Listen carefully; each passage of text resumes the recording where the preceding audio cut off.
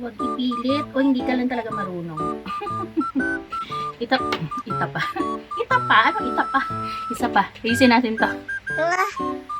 Tapan natin ng concealer.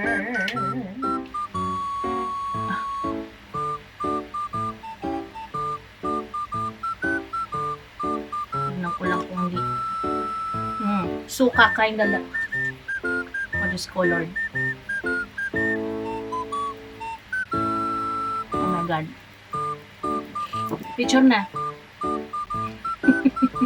Ha? Nakikita pa rin. Ito yung tinatawag na two-tone combo. Walang effort.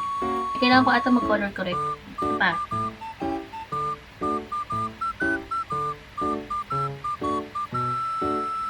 Ano kaya lasa ng labi ko nito? As if naman makikipaghalikan ako ngayong gabi. Sige. Try na natin ulit. So, dito muna sa baba. Ito talaga ang kulay. Bakit ko pa ba tinatakpan? Ito na talaga yung kulay niya eh. Kala ko kasi may magbabago. Ay, hindi ka naman nag-makeup. Trust the process, di ba? Ito na, moment of truth, overline this. Kung hindi ata talaga ito yung shade na dapat kong kunin, no? Ano yan? Kinagat ng ipis kind na look. Parang nabagalang yung labi ko. Okay, overline ng malala. Sa baba ulit.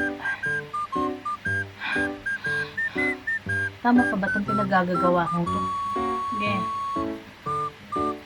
Pilit mo. Parang wala na naman nangyayari. Ganun pa rin talaga.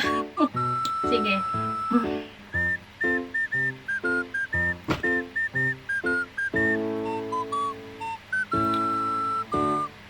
Ano nangyari? Ganun pa rin talaga. So, ito.